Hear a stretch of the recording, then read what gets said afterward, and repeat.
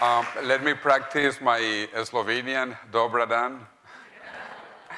And it's a pleasure to be back here and to talk about the future, because we are living in the most exciting times in human history and human future. A transition from the current humanity into something even more incredible. So many beautiful things are happening. I work with the Millennium Project, which is the futuristic part of the United Nations. And also I teach in a new university in California, Singularity University in the center of Silicon Valley, where we study all the new technologies and how those are changing humans.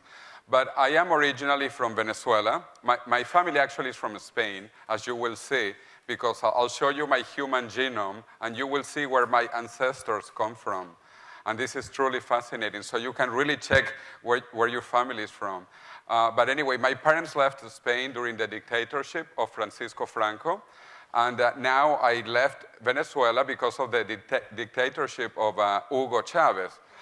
But today, actually, a friend of mine is running against Chavez. Today there are presidential elections in Venezuela. And maybe Chavez will go out, but I doubt it, because totalitarian dictators don't go out with votes. So that is why I'm not in Venezuela, because anyway, I cannot vote there. I had to change citizenship. You know, totalitarian regimes restrict human freedom. So I don't use any Venezuelan documents anymore. I use Spanish, European Union travel documents. But Venezuela is a beautiful country, so I hope that you come and visit us. Venezuela has the highest waterfall in the planet, 1,000 meters. And Venezuela has the record of Miss Universes in the world. We have had 7 Miss Universes. There is no country that gets even close to that. I know also women here and people here are also very friendly and very, very beautiful, but we have more Miss Universes. But we have also a crazy dictator, as you can see, whose friends are Muammar Gaddafi, Saddam Hussein, Fidel Castro, Mahmoud Ahmadinejad, all those crazy guys. So let's see what happens by tomorrow, when the results of the election of Venezuela will be public. And because of that, I have been traveling all over the world. I was living 3 years in Japan. Japan is a beautiful country. It's a very advanced society, very sophisticated nation. I really love Japan and Japanese food. But I want to give you a global view of the world. You know, in Europe and in the West, people have seen this version of the map of the world for about 500 years, which is centered on Europe and on the Atlantic Ocean. However, if you go to Asia, you will see a different map of the world centered on the Pacific and on China.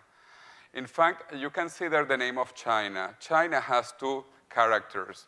The name of China, the first one means center. The second character means kingdom. The name of China in Chinese is the Middle Kingdom, the center of the world. So the Chinese are not just any people. They call themselves the center of the world.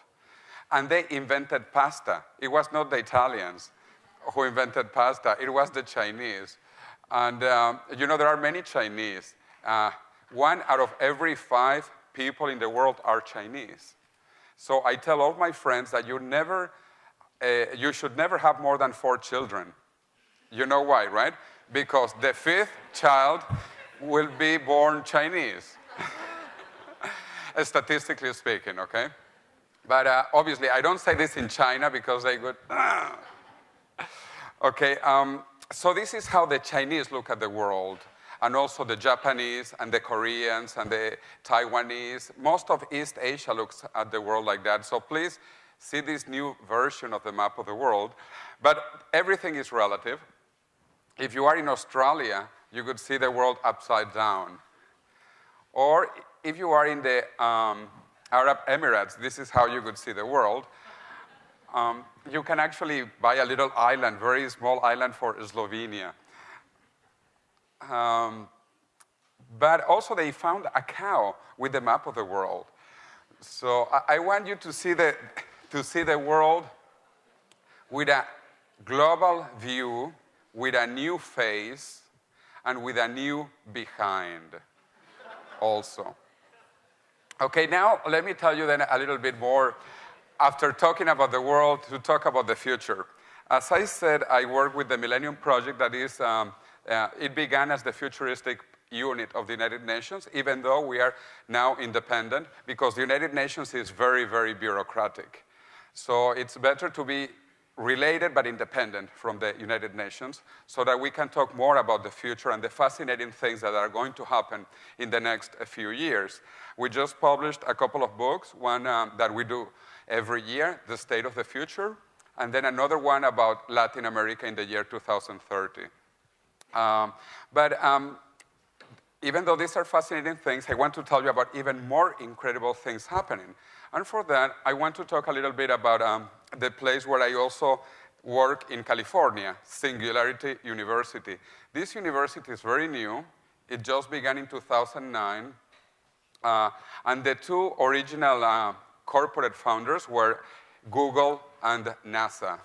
As you might think, it is difficult to go higher in the USA and even international than Google and NASA. So this university actually has the mandate to prepare humanity for the big changes happening in the next 20 to 30 years. And let me ask here, who knows here what is the singularity? Who has heard about the singularity? Okay, let me ask you, okay, what is the singularity?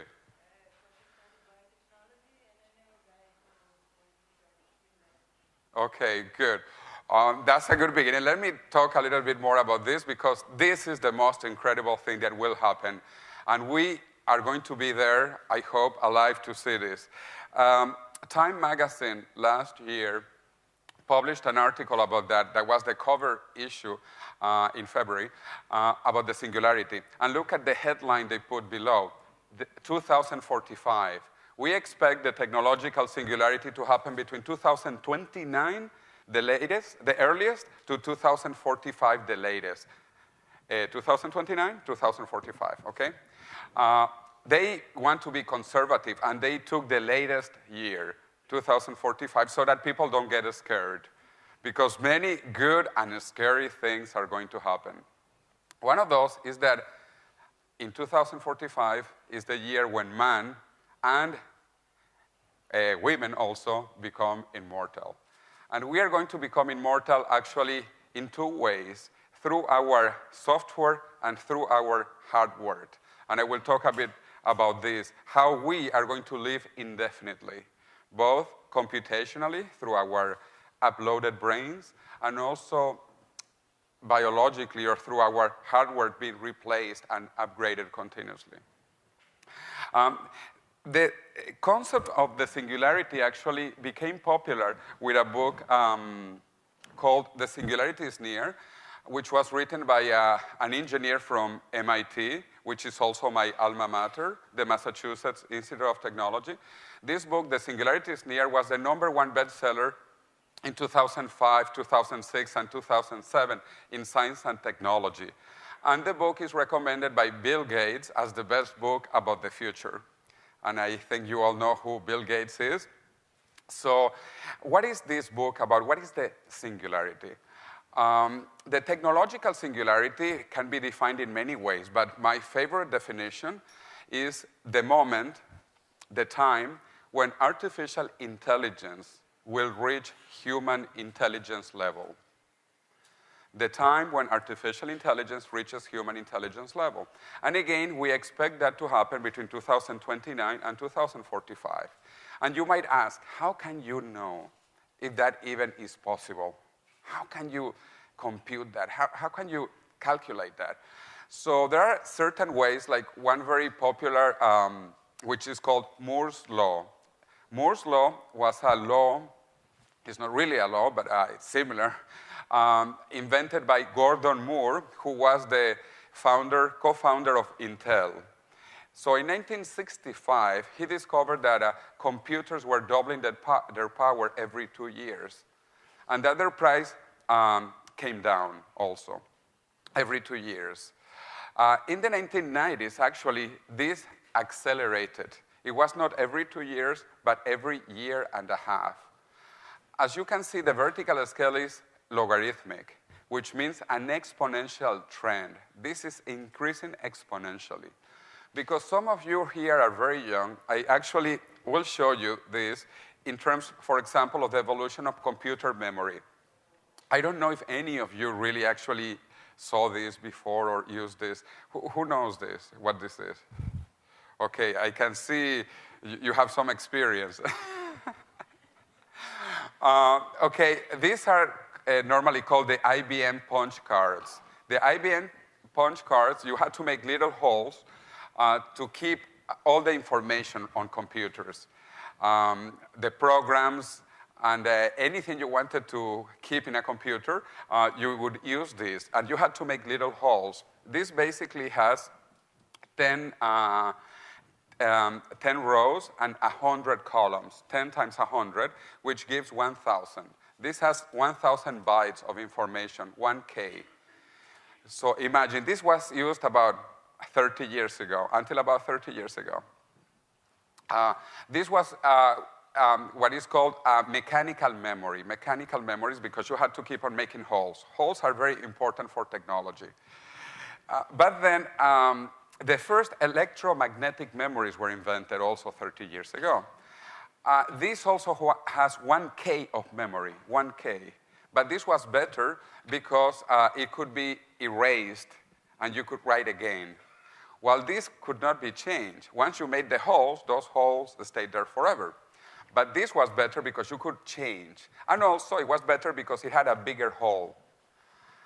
So 30 years ago, we had 1K mechanical memory, and we had 1K electromagnetic memory. So in Spanish, we say 1K and 1K. You know what is 1K plus 1K? It's 1 caca. We had 1 caca of memory 30 years ago. 1 caca, really, really shitty memory, okay? Then memories improved. You are all probably familiar with this. These are 5¼ inch floppy disk, and this had 512 cacas, okay? Then we moved into this, which is 1.4 mega.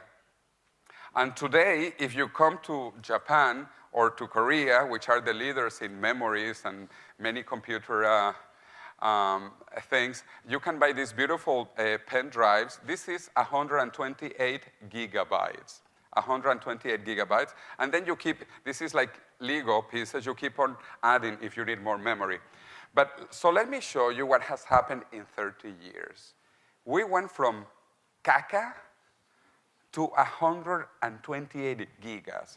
This is 128 million times better than that in 30 years.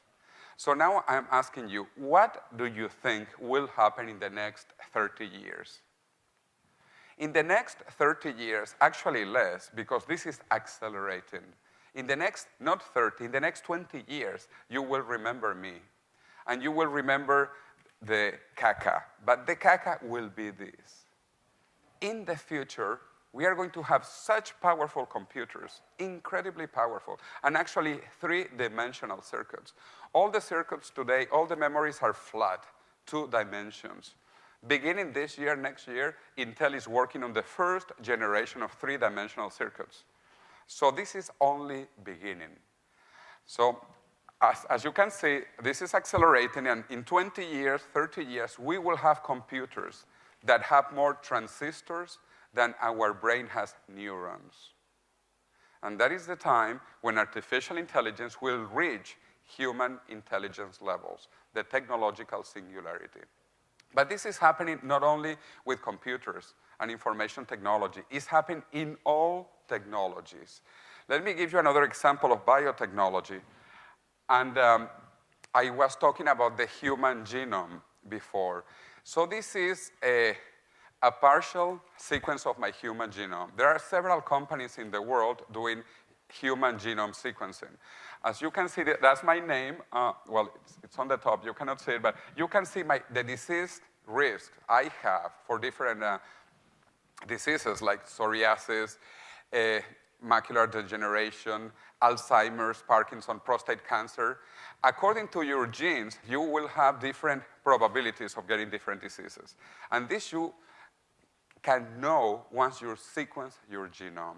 Also, you can see your personal traits, your physical characteristics. Once you sequence your genome, you will know the color of your eyes, in case that you didn't know. This is one of the chips that sequence the genome. It's called a gene chip, a chip to sequence the genes. Okay, and then here, it has a little hole. As I said before, all technologies have little holes. And in this little hole, you put a little part of you, some cells of you, not even half a finger, just a few cells from your skin, from your hair, tears, blood, or normally saliva. People normally use this with saliva because no one cares about spitting. You spit here, and your saliva has your complete genome. All of your body cells have your complete genome. Okay, so after some time, after spitting here, you will know the color of your eyes, and you will know what you will die of. But the important thing is for you to know what you might die of so that you do not die of it, so that you prevent it, so that you cure that disease. And also you will know where your family comes from. All your ancestors, all your genealogy is in your genes. So I will show you my family 500 years ago. This is my paternal line, and you can see they are basically the darkest spot is Spain and Portugal that you might see on the west, but all the way to Asia, to Mongolia. And once you sequence your genome, you will know where your family is from and other important people related to you.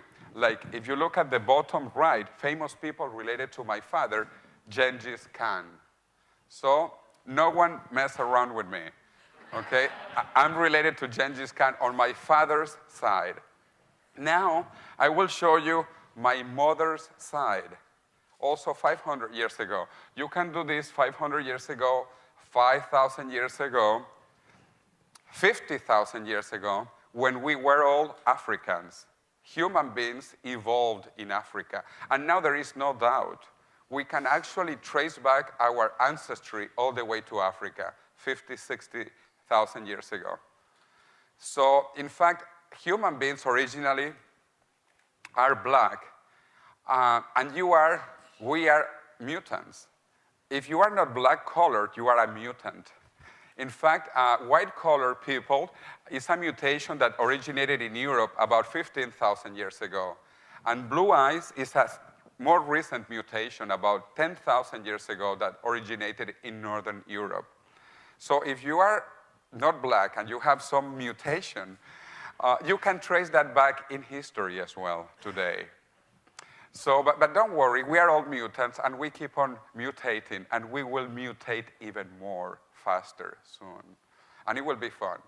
Anyway, so you can see where my family comes from 500 years ago, and famous people related to my mother, like Marie Antoinette.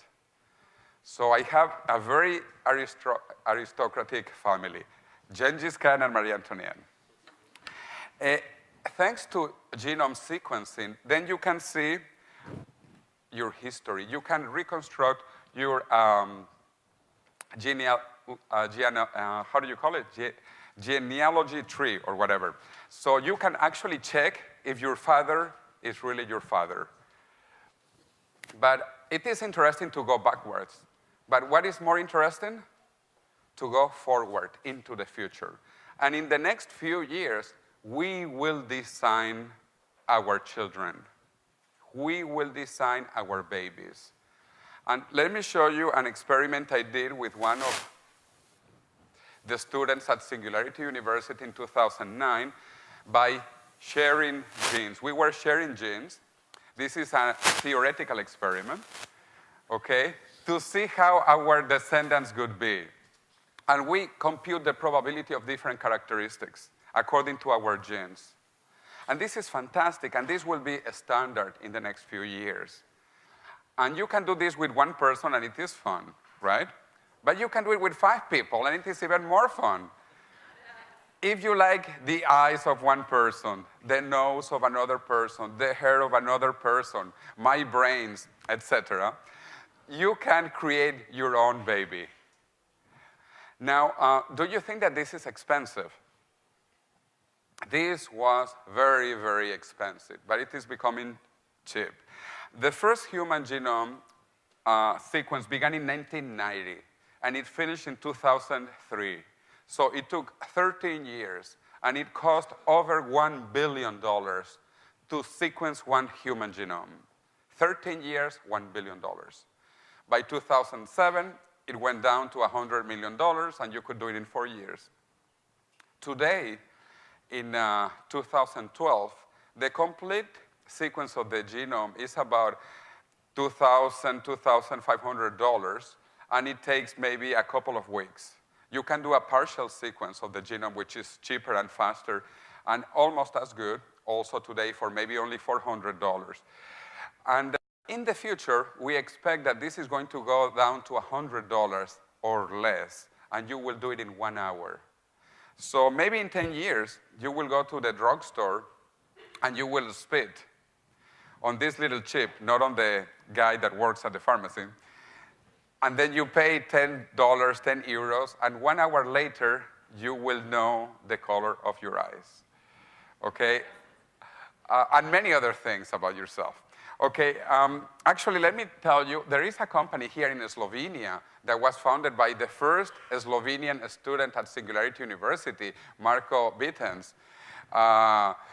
Yeah, raise your hand there. So he's actually bringing some of these technologies to Slovenia and to Eastern Europe. And so you can sequence your genome here also. And you will discover, you know, what is the probability that you will have certain diseases with the purpose of preventing them, okay? So this is just beginning. Now, you remember about caca? Remember that? Well, this is actually even more incredible. These changes in terms of money and in terms of time is more incredible than this. Look at the incredible decrease in price from $1 billion to less than $100. You know, this caca is really caca compared to that. And also the time, from 13 years to 1 hour. So this is what is happening in biotechnology. And soon it will happen also with nanotechnology, which basically is artificial biotechnology. All of these technologies are being influenced by, you know, computing power increasing radically. Even translations. And I wanted to tell, you know, many of you use smartphones, obviously. And if you actually have Android 4.2, which is now in development, Android 4.2 will actually translate in real time from voice to voice. So it doesn't matter if I don't speak Slovenian. You know, I can use my Android 4.2, and you can talk to your phone or to my phone, and my phone will translate to me into English or into Spanish or into Japanese. Isn't this incredible? This is just beginning also. Voice to voice, real-time translation.